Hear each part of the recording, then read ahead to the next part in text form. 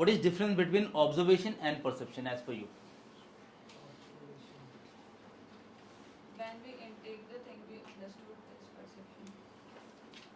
Sir, observation what you have seen in the picture and perception what you have taken from the picture. ठीक है taken from, ठीक है, तुम्हारी बात से मैं ठीक सहमत हूँ बट पूरा नहीं हूँ, और उसको क्लियर कौन करेगा? बताओ. So perception, when we see any picture for the first time, so when that idea comes into our mind, that is perception. Okay. And when we observe picture carefully and observe the situation, that's called observation. Sir. Come and within observation सही से नहीं define कर पाए, बाकी ठीक था. और बताओ, you tell. So observation. You are from which place in Karnataka? Sir, Belgavi. Belgaum. Yes sir. Belgaum ना? Yes sir. It is Belgaum. Now it is Belgavi sir. अच्छा, now it is Belgaum. Belgavi. The climate is very good. Rainy. हाँ Rainy sir. हाँ, it is very good climate यार. Most of the training centers of armed forces are located in south because of the good climatic conditions only. So now tell me, observation and perception, what is difference? Sir, in observation we in picture what all is there, we observe and we find some resources and we pursue some story out of it. You tell. Sir, observation, we will take some time and we will observe that thing. Perception, first time, what is our opinion, that we will write.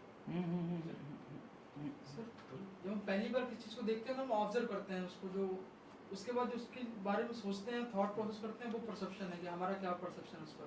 और clear करो. Yes.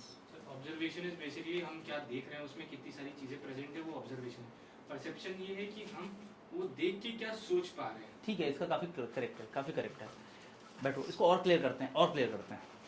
तुम सभी ने सारी बातें बताई, इसको हम एकदम अगर और जस्ट बोले तो observation is our imagination based on the observed facts.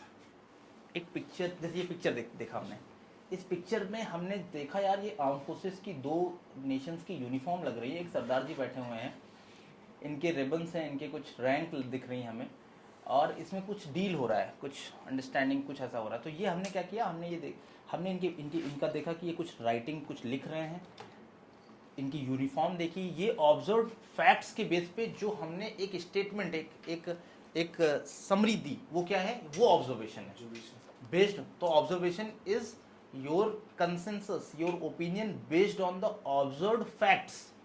Where is perception क्या है? What we perceive, what we see, Thinking good or bad. Without facts. Perception is, अगर एक फॉर्मूला बोले, perception is observation plus your knowledge structure. Yes, sir. Perception is little personal, more personal. P से connect कर लो. How we think.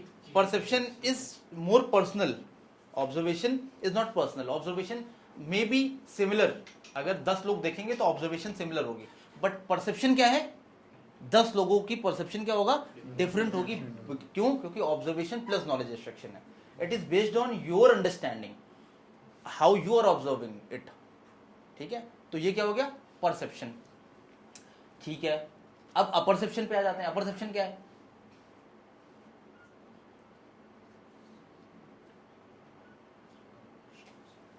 Perception is the primary stage of, पहला सबसे पहले observation. Observation के बाद परसेप्शन में आपने एक अपना नॉलेज एक्सट्रैक्शन से थोड़ा एक अपने कॉन्शियस माइंड से जो भी आपने ओपिनियन ड्रॉ करी, दैट इज योर परसेप्शन.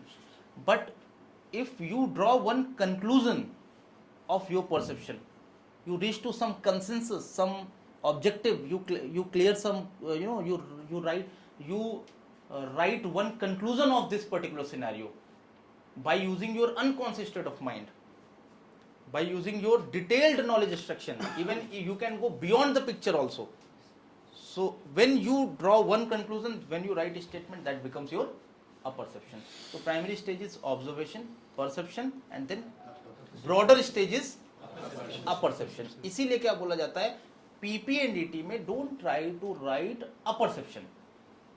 मैं हमेशा अपने बच्चों को कहता हूँ, PPNDT is very simple test. Don't try to make, बिल्कुल सिंपल रखिए. Whatever you have observed, उसके आसपास and layout of the story writing will be what led to the situation, what is likely to happen, and what is outcome of the story.